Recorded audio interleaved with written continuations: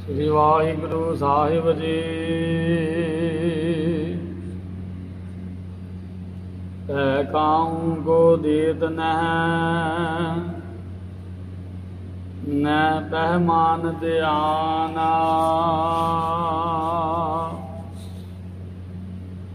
ओ नानक सुन रे मना, ज्ञानी ताहे बखान। हर एक सोग जाके नहीं, बैरी मीत समान। ओ नानक सुन रे मना, मुक्त ताहे तै जाना। हर एक सोग जाके नहीं, गहरी मीत समाना। ओ नानक सुन रे मना, मुक्त ताहे तै जाना।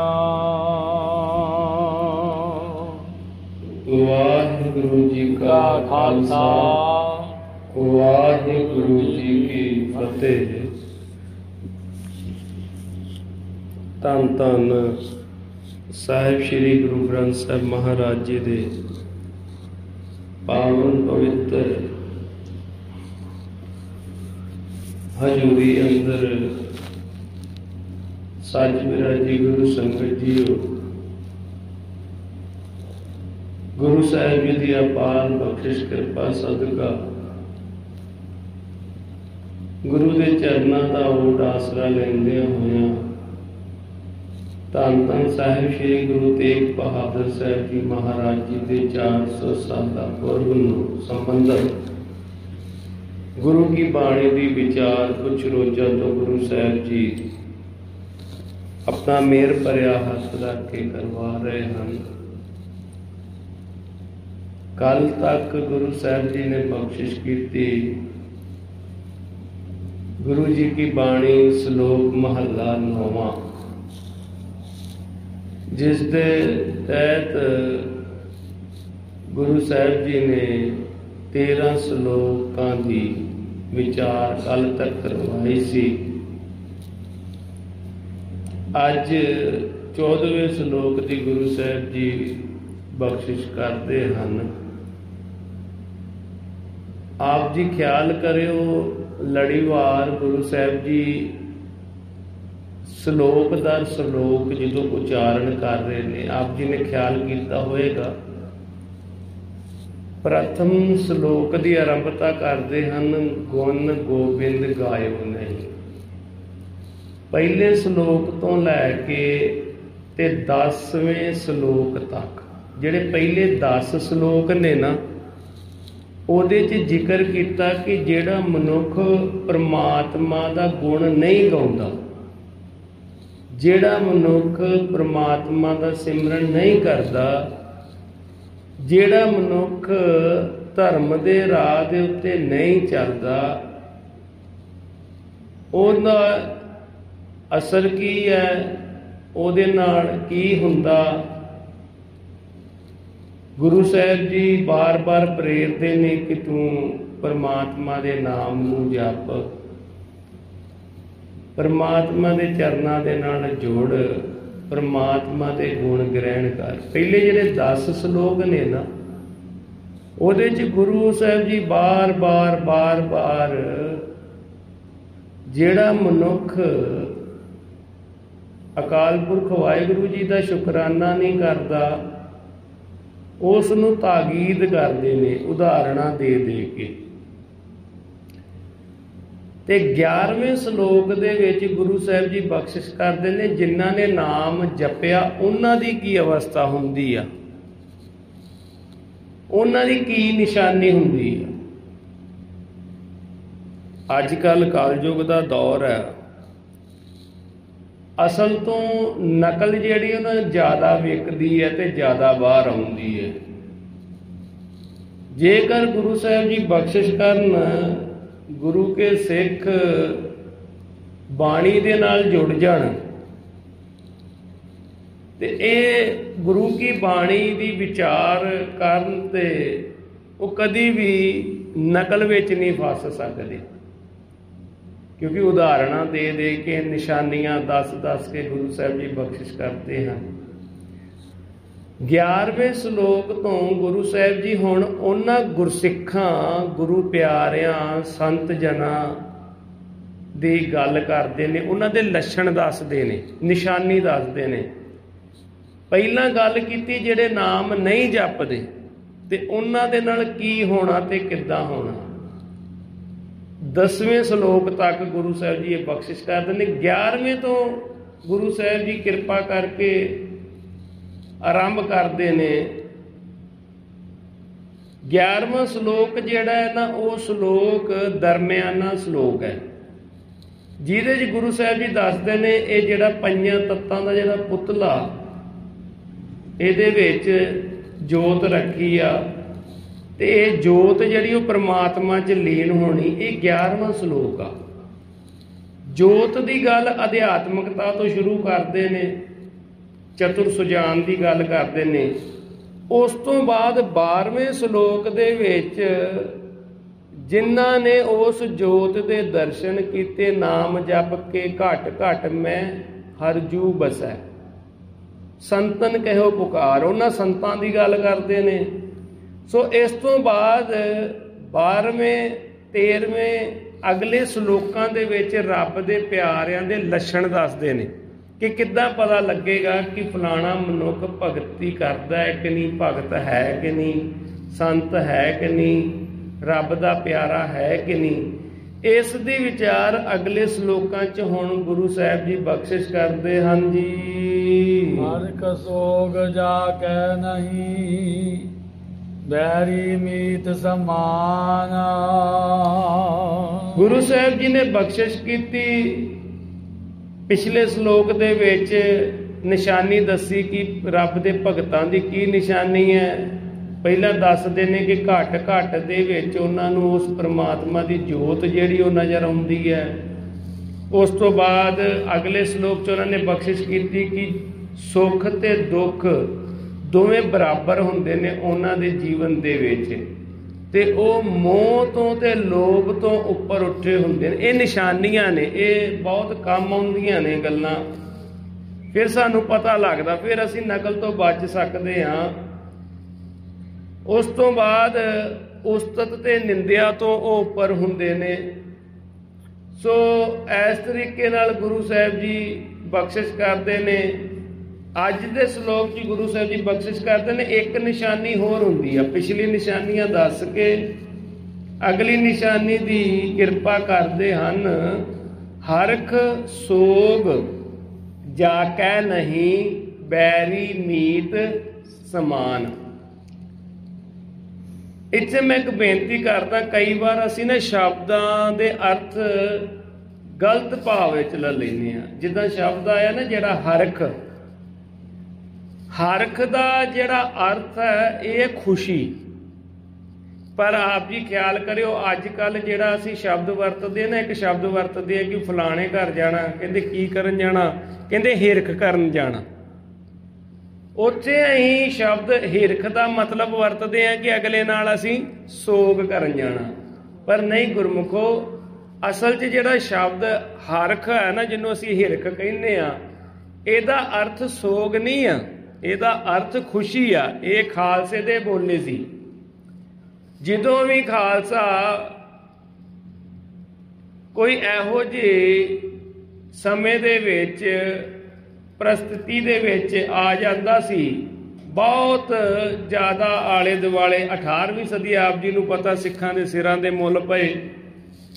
ਉਸ ਸਮੇਂ ਵੀ ਖਾਲਸਾ ਚੜ੍ਹਦੀ ਕਲਾ 'ਚ ਰਹਿੰਦਾ ਸੀ ਤੇ ਉਹਨਾਂ ਦੇ ਬੋਲੇ ਜਿਹੜੇ ਸੀ ਨਾ, ਉਹ ਬੜੇ ਚੜ੍ਹਦੀ ਕਲਾ ਵਾਲੇ ਹੁੰਦੇ ਸੀ। ਜਿੱਦਾਂ ਆਮ ਭਾਸ਼ਾ 'ਚ ਕਿਹਾ ਜਾਂਦਾ ਜੀ ਇੱਕ ਬੰਦਾ, ਪਰ ਖਾਲਸਿਆਂ ਦੇ ਬੋਲੇ ਦੇ ਵਿੱਚ ਇੱਕ ਨਹੀਂ ਕਿਹਾ ਜਾਂਦਾ, 1.25 ਲੱਖ ਕਿਹਾ ਜਾਂਦਾ। ਉਸੇ ਤਰੀਕੇ ਦੇ ਨਾਲ ਹਰਖ ਉਸ ਸਮੇਂ ਦੇ ਵਿੱਚ ਵੀ ਖੁਸ਼ੀ 'ਚ ਰਹਿੰਦੇ ਸੀ, ਚੜ੍ਹਦੀ ਕਲਾ ਦੇ ਵਿੱਚ ਰਹਿੰਦੇ ਸੀ, ਤਾਂ ਇਹ ਸ਼ਬਦ ਵਰਤੇ ਜਾਂਦਾ ਹਰਖ। ਇੱਕ ਸ਼ਬਦ ਆਪ ਜੀ ਖਿਆਲ ਕਰਿਓ, ਜਦੋਂ ਧੰਨ ਧੰਨ ਸਾਹਿਬ ਸ੍ਰੀ ਗੁਰੂ ਗ੍ਰੰਥ ਸਾਹਿਬ ਮਹਾਰਾਜ ਦੀ ਕਿਰਪਾ ਸਦਕਾ ਪੰਚਮ ਕੜਾਹ ਪ੍ਰਸ਼ਾਦ ਦੀ ਦੇਗ ਵਰਤਦੀ ਨਾ, ਤੇ ਕਈ ਸੱਜਣ ਕਹਿ ਦਿੰਦੇ ਜੀ ਸਵਾਇਆ ਗੱਪਾ।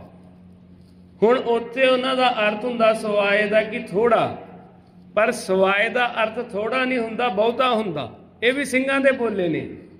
ਜਦੋਂ ਜੰਗਲਾਂ ਬੇਲਿਆਂ 'ਚ ਸਿੰਘ ਰਹਿੰਦੇ ਸਨ ਤੇ ਲੰਗਰ ਪ੍ਰਸ਼ਾਦਾ ਜਿਹੜਾ ਸੀ ਉਹ ਇੰਨਾ ਰਸਤ ਪਾਣੀ ਮਿਲਦਾ ਨਹੀਂ ਸੀ ਹੁੰਦਾ, ਤੇ ਥੋੜਾ ਥੋੜਾ ਕਰਕੇ ਸਾਰੇ ਵੰਡ ਕੇ ਛਕਦੇ ਹੁੰਦੇ ਸਨ। ਤੇ ਜਦੋਂ ਲੰਗਰ ਪ੍ਰਸ਼ਾਦਾ ਥੋੜਾ ਹੁੰਦਾ ਸੀ ਨਾ, ਤੇ ਮਨ ਦੇ ਵਿੱਚ ਬਾਕੀ ਸਿੰਘਾਂ ਨੂੰ ਦੁੱਖ ਹੁੰਦਾ ਸੀ ਕਿ ਢਿੱਡ ਭਰ ਕੇ ਵੀ ਪ੍ਰਸ਼ਾਦਾ ਨਹੀਂ ਮਿਲਣ ਡਿਆ ਖਾਲਸੇ ਨੂੰ। ਤੇ ਥੋੜਾ ਥੋੜਾ ਜਦੋਂ ਪਾਉਂਦੇ ਸੀ ਨਾ, ਤੇ ਅਗਲਾ ਸਿੰਘ ਕਹਿੰਦਾ ਸੀ ਕੋਈ ਗੱਲ ਨਹੀਂ, ਸਵਾਇਆ ਵਾ, ਬਹੁਤ ਵਾ, ਚੜ੍ਹਦੀ ਕਲਾ ਵਾ, ਇੰਨੇ ਜੀ ਮਹਾਰਾਜ ਦੀ ਬੜੀ ਕਿਰਪਾ ਵਾ। ਸੋ ਇਹ ਸ਼ਬਦ ਇਸ ਤਰ੍ਹਾਂ ਹੁੰਦੇ ਸਨ। ਇੱਥੇ ਗੁਰੂ ਸਾਹਿਬ ਜੀ ਇਹੀ ਬਖਸ਼ਿਸ਼ ਕਰਦੇ ਨੇ, ਹਰਖ ਸੋਗ। ਹਰਖ ਦਾ ਮਤਲਬ ਹੁੰਦਾ ਖੁਸ਼ੀ, ਸੋਗ ਦਾ ਮਤਲਬ ਹੁੰਦਾ ਦੁੱਖ। ਜਿਹੜੇ ਰੱਬ ਦੇ ਪਿਆਰੇ ਨੇ ਨਾ, ਉਹ ਖੁਸ਼ੀ ਤੇ ਦੁੱਖ ਜਾ ਕੇ ਨਹੀਂ, ਉਹਨਾਂ ਦੇ ਮਨਾਂ ਦੇ ਵਿੱਚ ਖੁਸ਼ੀ ਤੇ ਦੁੱਖ ਦਾ ਅਸਰ ਨਹੀਂ ਹੁੰਦਾ। ਮੈਂ ਕੱਲ ਵੀ ਬੇਨਤੀ ਕੀਤੀ ਸੀ, ਜਿਹੜਾ ਮਨੁੱਖ ਖੁਸ਼ੀ ਦੇ ਵਿੱਚ ਜ਼ਿਆਦਾ ਖੁਸ਼ੀ ਮਨਾਉਂਦਾ ਨਾ, ਗੁਰੂ ਕੇ ਪਿਆਰ ਵਾਲਿਓ, ਜ਼ਿਆਦਾ ਨੱਚਦਾ ਟੱਪਦਾ, ਤੇ ਮੁਆਫ ਕਰਨਾ ਦੁੱਖ ਦੇ ਵਿੱਚ ਫਿਰ ਉਹਨੂੰ ਦੁੱਖ ਵੀ ਜ਼ਿਆਦਾ ਮਨਾਉਣਾ ਪੈਂਦਾ, ਕਿਉਂਕਿ ਉਸ ਚੀਜ਼ 'ਚ ਉਹ ਫਸਿਆ, ਫਿਰ ਉਹ ਜ਼ਿਆਦਾ ਛੜੀਆਂ ਮਾਰਦਾ। ਤੁਸੀਂ ਦੇਖਿਆ ਹੋਊਗਾ ਕਈ ਵਾਰ ਨਿੱਕੀ ਜੀ ਗੱਲ ਤੋਂ ਕਈ ਭੈਣ ਭਰਾ ਜਿਹੜੇ ਉਹ ਉਸੇ ਵੇਲੇ ਵਿਚਲਿਤ ਹੋ ਜਾਂਦੇ ਨੇ। ਸੋ ਗੁਰੂ ਸਾਹਿਬ ਜੀ ਕਹਿੰਦੇ ਨੇ ਜਿਹੜੇ ਰੱਬ ਦੇ ਪਿਆਰੇ ਆ, ਜਿਨ੍ਹਾਂ ਨੇ ਘੱਟ ਘੱਟ 'ਚ ਉਹਦੀ ਜੋਤ ਵੇਖੀ ਆ, ਜਿਹੜੇ ਸੁੱਖ ਤੇ ਦੁੱਖ ਤੋਂ ਉੱਪਰ ਨੇ, ਜਿਹੜੇ ਉਸਤਤ ਤੇ ਨਿੰਦਿਆ ਦੇ ਵਿੱਚ ਨਹੀਂ ਆਉਂਦੇ, ਹਰਖ ਤੇ ਸੋਗ 'ਚ ਨਹੀਂ ਆਉਂਦੇ। ਇਸ ਤੋਂ ਪਿਛਲਾ ਸ਼ਲੋਕ ਵੀ ਆਪ ਜੀ ਨੇ ਧਿਆਨ ਕੀਤਾ ਹੋਏਗਾ, ਉਸਤਤ ਨਿੰਦਿਆ ਨਾ ਹੈ ਜਹ ਕੰਚਨ ਲੋ ਸਮਾਨ। ਜਿਸ ਤਰ੍ਹਾਂ ਹਰਖ ਖੁਸ਼ੀ ਤੇ ਦੁੱਖ ਉਹਨਾਂ ਨੂੰ ਪਾਉਂਦਾ ਨਹੀਂ, ਉਹ ਹਰਖ ਤੇ ਸੋਗ ਤੋਂ, ਖੁਸ਼ੀ ਤੋਂ, ਗਮੀ ਤੋਂ ਜਿਹੜੇ ਨੇ ਨਾ ਉੱਪਰ ਉੱਠ ਜਾਂਦੇ ਨੇ। ਐਦਾਂ ਉੱਪਰ ਉੱਠ ਜਾਂਦੇ ਨੇ, ਬੈਰੀ ਮੀਤ ਸਮਾਨ। ਉਹਨਾਂ ਵਾਸਤੇ ਕੋਈ ਦੁਸ਼ਮਣ ਨਹੀਂ ਤੇ ਕੋਈ ਮਿੱਤਰ ਨਹੀਂ। ਹੁਣ ਇਸੇ ਸ਼ਲੋਕ ਨੂੰ ਪਿਛਲੇ ਸ਼ਲੋਕ ਨਾਲ ਆਪ ਜੀ ਰਲਾ ਕੇ ਵੇਖਿਓ, ਬੜੇ ਕਮਾਲ ਦੀ ਗੱਲ ਹੈ। ਗੁਰੂ ਸਾਹਿਬ ਜੀ ਕਹਿੰਦੇ ਜਿੱਦਾਂ ਉਹਨਾਂ ਵਾਸਤੇ ਵੈਰੀ ਤੇ ਮਿੱਤਰ ਸਮਾਨ ਹੁੰਦਾ, ਉਦਾਂ ਹੀ ਉਹਨਾਂ ਵਾਸਤੇ ਲੋਹਾ ਤੇ ਸੋਨਾ ਸਮਾਨ ਹੁੰਦਾ, ਇੱਕ ਬਰਾਬਰ ਹੁੰਦਾ। ਉਹ ਸਮਦ੍ਰਿਸ਼ਟੀ ਵਾਲੇ ਹੋ ਜਾਂਦੇ ਆ। ਉਦਾਂ ਹੀ ਉਹਨਾਂ ਵਿੱਚ ਉਸਤਤ ਤੇ ਨਿੰਦਿਆ, ਉਹਨਾਂ ਦੀ ਭਾਵੇਂ ਕੋਈ ਉਸਤਤ ਕਰੇ ਕੋਈ ਨਿੰਦਿਆ ਕਰੇ, ਉਹਨਾਂ ਨੂੰ ਕੋਈ ਫਰਕ ਨਹੀਂ ਪੈਂਦਾ, ਤੇ ਉਹ ਵੀ ਕਿਸੇ ਦੀ ਉਸਤਤ ਤੇ ਨਿੰਦਿਆ ਦੇ ਵਿੱਚ ਨਹੀਂ ਫਸਦੇ।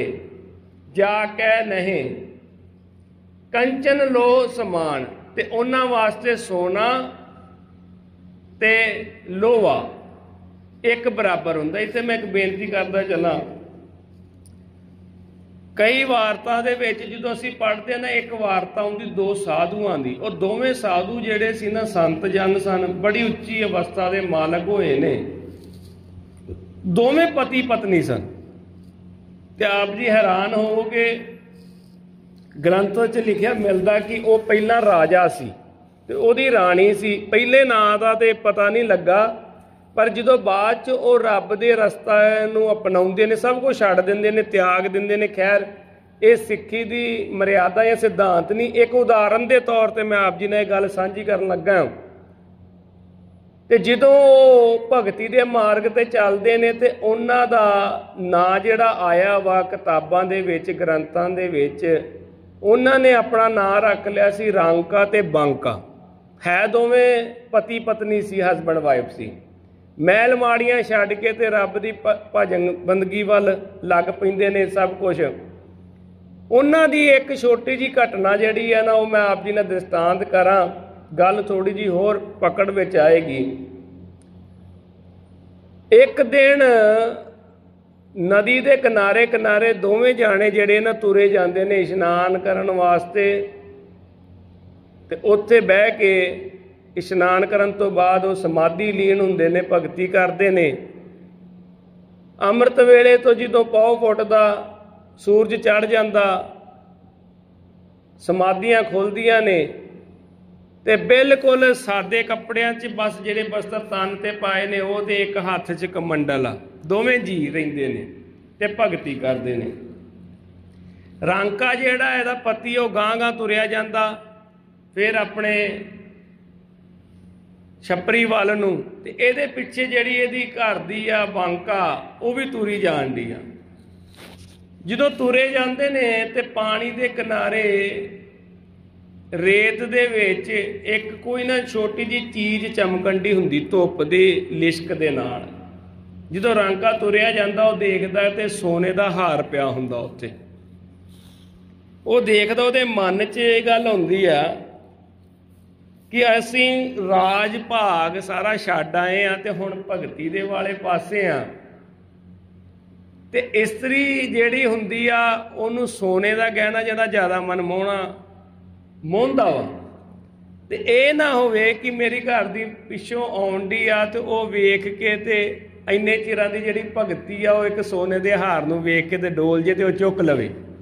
ਤੇ ਗੱਲ ਫਿਰ ਉੱਥੇ ਆ ਜੇ, ਪਤਾ ਨਹੀਂ ਕਿੰਨੇ ਹੀਰੇ ਜਵਾਹਰਾਤ ਤੇ ਹਾਰ ਅਸੀਂ ਪਿੱਛੇ ਛੱਡ ਆਏ ਆ। ਉਹਦੇ ਮਨ 'ਚ ਆਉਂਦੀ ਹੈ ਗੱਲ, ਉਹ ਉੱਥੇ ਖਲੋਂਦਾ, ਮਾੜਾ ਜਿਹਾ ਪੈਰ ਦੇ ਨਾਲ ਰੇਤ ਪਰਾਂ ਕਰਦਾ, ਉਰਾ ਪਰਾਂ ਕਰਕੇ ਛੋਟਾ ਜਿਹਾ ਟੋਆ ਬਣ ਜਾਂਦਾ, ਪੈਰ ਦੇ ਨਾਲ ਹੀ ਉਸੇ ਹਾਰ ਨੂੰ ਉਸ ਰੇਤ ਦੇ ਵਿੱਚ ਉਹ ਟਿਕਾ ਦਿੰਦਾ ਤੇ ਉੱਤੇ ਰੇਤ ਪਾ ਦਿੰਦਾ। ਇਹ ਸਾਰਾ ਕਾਰਜ ਕਰਦੇ ਆ ਨਾ, ਉਹਦੀ ਘਰ ਦੀ ਜਿਹੜੀ ਆ ਨਾ ਉਹ ਦੇਖਦੀ ਹੈ ਬਾਂਕਾ। ਉਹ ਪਿੱਛੋਂ ਤੁਰੀ ਆਉਂਦੀ ਆਣ ਕੇ ਤੇ ਨਾਲ ਖਲੋਂਦੀ ਆ, ਆਪਣੇ ਘਰ ਵਾਲੇ ਨੂੰ ਕਹਿੰਦੀ ਆ, ਮੁਸਕਰਾਉਂਦੀ ਉਹਦੇ ਵੱਲ ਵੇਖ ਕੇ ਤੇ ਕਹਿੰਦੀ ਇਹ ਕੀ ਕਰਨ ਡੇ ਸੀ, ਤੇ ਨਾਲੇ ਹੱਸ ਕੇ ਕਹਿੰਦੀ ਸੱਚ ਦੱਸਿਓ ਕੀ ਗੱਲ ਆਈ ਸੀ ਮਨ ਵਿੱਚ। ਹੁਣ ਭਗਤੀ ਵਾਲੇ ਪਾਸੇ ਨੇ, ਸੱਦ ਪੁਰਸ਼ ਨੇ, ਝੂਠੋ ਬੋਲਦੇ ਨਹੀਂ। ਉਹ ਕਹਿੰਦਾ ਮੇਰੇ ਮਨ 'ਚ ਇਹ ਗੱਲ ਆਈ ਸੀ ਕਿ ਇਹ ਸੋਨੇ ਦਾ ਹਾਰ ਆ ਤੇ ਇਸਤਰੀਆਂ ਨੂੰ ਗਹਿਣਾ ਤੇ ਸੋਨੇ ਦਾ ਗਹਿਣਾ ਬਹੁਤ ਜ਼ਿਆਦਾ ਪਸੰਦ ਹੁੰਦਾ, ਮਤਾ ਕਿਤੇ ਤੇਰਾ ਮਨ ਜਿਹੜਾ ਉਹ ਡੋਲ ਜੇ। ਤੇ ਉਹ ਮੁਸਕਰਾ ਕੇ ਕਹਿੰਦੀ ਤੁਸੀਂ ਵੀ ਕਮਲੇ ਜੇ, ਮਿੱਟੀ ਉੱਤੇ ਮਿੱਟੀ ਪਾਉਣ ਦੀ ਕੀ ਲੋੜ ਸੀ। ਇਹਦਾ ਮਤਲਬ ਇਹ ਤੋਂ ਭਾਵ ਇਹ ਆ ਕਿ ਉਹਦੀ ਅਵਸਥਾ ਉਹਦੇ ਨਾਲੋਂ ਵੀ ਉੱਪਰ ਸੀ, ਕਿਉਂਕਿ ਰਾਂਕੇ ਨੂੰ ਤੇ ਹਜੇ ਉਸ ਗਹਿਣੇ ਦੇ ਵਿੱਚ ਸੋਨਾ ਦਿਖਾਈ ਦਿੱਤਾ, ਪਰ ਜਿਹੜੀ ਉਹਦੀ ਘਰ ਦੀ ਸੀ ਉਹਦੇ ਤੇ ਇੰਨੀ ਕਿਰਪਾ ਹੋ ਗਈ ਸੀ ਕਿ ਉਹਦੇ ਵਾਸਤੇ ਸੋਨਾ ਵੀ ਹੁਣ ਮਿੱਟੀ ਸੀ ਤੇ ਮਿੱਟੀ ਵੀ ਮਿੱਟੀ ਸੀ। ਕਹਿੰਦੀ ਮਿੱਟੀ ਉੱਤੇ ਮਿੱਟੀ ਪਾਉਣ ਦੀ ਕੋਈ ਲੋੜ ਨਹੀਂ, ਪਿਆ ਰਹਿਣ ਦੇਣਾ ਹੈ। ਸੋ ਇੱਥੇ ਗੁਰੂ ਸਾਹਿਬ ਜੀ ਇਹੀ ਬਖਸ਼ਿਸ਼ਾਂ ਕਰਦੇ ਨੇ ਰੱਬ ਦੇ ਪਿਆਰਿਆਂ ਦੀਆਂ ਕਿ ਉਹਨਾਂ ਦੇ ਵਿੱਚ ਉਸਤਤ ਤੇ ਨਿੰਦਿਆ ਜਿਹੜੀ ਆ ਨਾ ਉਹਦੇ ਨਾਲ ਕੋਈ ਫਰਕ ਨਹੀਂ ਪੈਂਦਾ। ਤੇ ਕੰਚਨ ਤੇ ਲੋਹਾ ਤੇ ਸੋਨਾ ਉਹਨਾਂ ਵਾਸਤੇ ਇੱਕ ਬਰਾਬਰ ਹੋ ਜਾਂਦਾ, ਸਮਦ੍ਰਿਸ਼ਟੀ ਹੋ ਜਾਂਦੀ ਆ।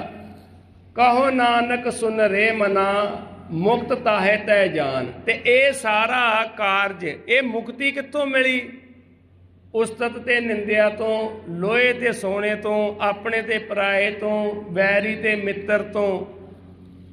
ਇਹ ਸਾਰੀ ਮੁਕਤੀ ਜਿਹੜੀ ਆ ਇਹ ਪ੍ਰਮਾਤਮਾ ਦੇ ਸਿਮਰਨ ਤੋਂ ਤੇ ਨਾਮ ਤੋਂ ਮਿਲੀ। ਇਸੇ ਗੱਲ ਨੂੰ ਫੇਰ ਗੁਰੂ ਸਾਹਿਬ ਦੁਹਰਾਉਂਦਿਆਂ ਹੋਇਆਂ ਰੱਬ ਦੇ ਪਿਆਰਿਆਂ ਦੇ ਅਗਲੇ ਗੁਣ ਬਖਸ਼ਿਸ਼ ਕਰਦੇ ਨੇ ਕਿ ਜਿੱਦਾਂ ਉਸਤਤ ਤੇ ਨਿੰਦਿਆ ਤੋਂ ਉਹ ਉੱਪਰ ਉੱਠ ਗਏ ਨੇ ਰੱਬ ਦੇ ਪਿਆਰੇ, ਉਸੇ ਤਰੀਕੇ ਨਾਲ ਹਰਖ ਤੇ ਸੋਗ ਤੋਂ ਵੀ ਉੱਪਰ ਉੱਠ ਗਏ ਨੇ, ਦੁੱਖ ਤੇ ਸੁੱਖ ਤੋਂ ਵੀ ਉੱਪਰ ਉੱਠ ਗਏ ਨੇ, ਵੈਰੀ ਤੇ ਮਿੱਤਰ ਤੋਂ ਵੀ ਉੱਪਰ ਉੱਠ ਗਏ ਨੇ। ਇੱਥੇ ਮੈਂ ਇੱਕ ਬੇਨਤੀ ਹੋਰ ਕਰਦਾ ਚਲਾਂ, ਆਪ ਜੀ ਦਾ ਧਿਆਨ ਕੇਂਦਰਿਤ ਕਰਾਂ। ਦੁੱਖ ਤੇ ਸੁੱਖ ਤੋਂ ਕਿੱਦਾਂ ਉੱਪਰ ਉੱਠ ਜਾਂਦੇ ਨੇ? ਵੇਖੋ, ਮੈਂ ਕੱਲ ਵੀ ਬੇਨਤੀ ਗੁਰੂ ਸਾਹਿਬ ਜੀ ਨੇ ਕਰਵਾਈ ਸੀ ਕਿ ਗੁਰੂ ਸਾਹਿਬ ਜੀ ਨੇ ਪਾਵਨ ਗੁਰਬਾਣੀ ਦੇ ਇੱਕ ਇੱਕ ਅੱਖਰ ਤੇ ਇੱਕ ਇੱਕ ਪੰਕਤੀ ਉਹੀ ਲਿਖੀ ਹੈ ਜਿਹੜੀ ਉਹਨਾਂ ਨੇ ਆਪਣੇ ਜੀਵਨ 'ਚ ਢਾਲ ਕੇ ਸਾਨੂੰ ਦੱਸੀ। ਤੇ ਇਹ ਦੱਸਿਆ ਕਿ ਗੁਰਮੁਖੋ, ਇਹ ਮਨੁੱਖਾ ਜਨਮ 'ਚ ਜੇ ਅਸੀਂ ਢਾਲੀ ਆ ਤੇ ਤੁਸੀਂ ਵੀ ਢਾਲ ਕੇ ਇਸ ਪਦ ਨਿਰਵਾਣ ਨੂੰ ਪਾ ਸਕਦੇ ਜੀ।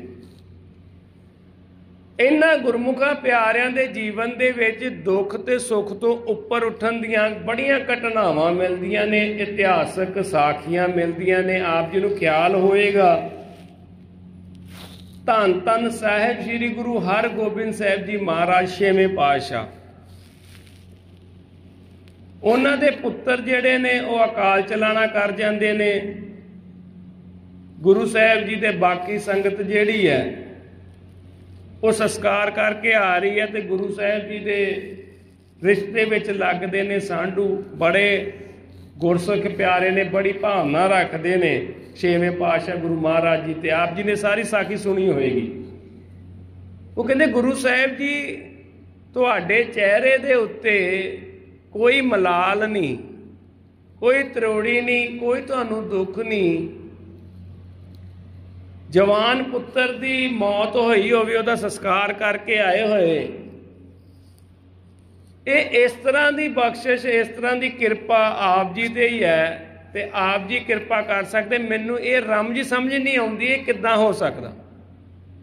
एक प्यो की न्याई जे वेख्या जाए इस सारी घटना नूं, गुरु साहिब जी मुस्कुराउंदे ने, कहंदे एक छोटी जी लकड़ी लाओ, छड़ी लाओ हाथ विच, गुरु का हुक्म मन के वो गुरसिख हाथ च छड़ी लैंदा, लकड़ी लैंदा। गुरु साहिब जी कहंदे एक लीक खिंच दो थल्ले, मिट्टी दे विच या रेत दे विच एक लीक खिंच दो। वो गुरु का हुक्म मन के लीक खिंच दिंदा।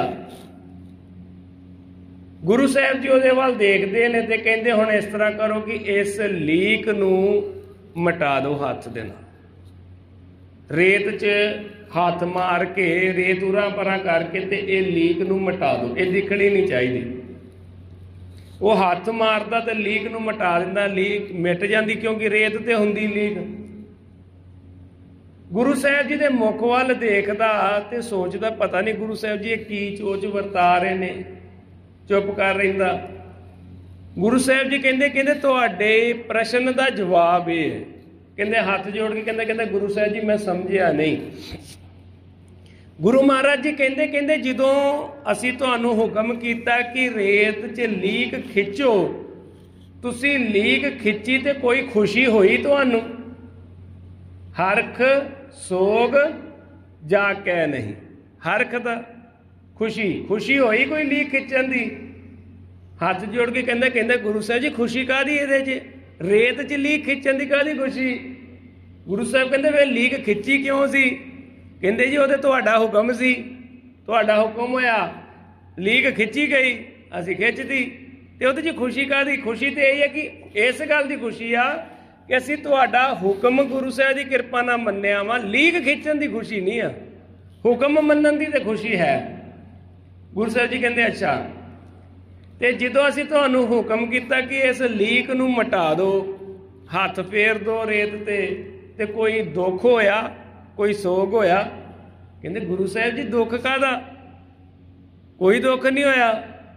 कहंदे क्यों? कहंदे तुहाडा हुक्म सी लीक पा दो, असीं लीक पाती, तुहाडा हुक्म होया लीक मिटा दो, असीं लीक मिटाती। इहदे च खुश होण दी ते दुखी होण दी किहड़ी गल आ? गुरु साहिब मुस्कुरा के कहंदे कहंदे बस ये जिहड़ा साहिबजादा सी ना, ये अकाल पुरख वाहिगुरू वल्लों एक हुक्म दे विच लीक खिंची गई सी, ओहदा हुक्म सी ये लीक खिंची गई, इह च खुशी काहदी? ते ओहदा हुक्म सी ये साहिबजादा अपनी आयु पूरी करके सचखंड वास्ते प्याना कर गया, लीक अकाल पुरख वाहिगुरू जी दे हुक्म विच मिट गई, ते इहदे च दुख काहदा? हरख सोग जा कै नहीं। ये अवस्था जिहड़ी आ खुशी ते गम, इस तो वड्डा उदाहरण की हो सकदा? खुशी ते गमी दा छेवें पातशाह महाराज इस डूंगी रमज नूं अपने जीवन द्वारा, इस साखी द्वारा उजागर करते हैं कि गुरु के सिमरन दे नाल, गुरु के चरनां नाल जुड़न दे नाल हरख सोग जाकै नहीं, बैरी मीत समान। उत्थे जाके बैरी ते मित्र जिद्दां खुशी ते गमी एक बराबर हो जाती, वो अकाल पुरख वाहिगुरू दा हुक्म हुंदा, इस तो वध कुछ नहीं। वैरी ते मित्र समान हो जाते हैं। नौवें पातशाह गुरु महाराज जी चांदनी चौंक च बैठे ने, ते जल्लाद जिहड़ा वा वो तलवार लैके खलोता वार करने वास्ते। गुरु साहब मुस्कुरा के उन्होंने कहंदे कहंदे एक गल मेरी मन्नेगा?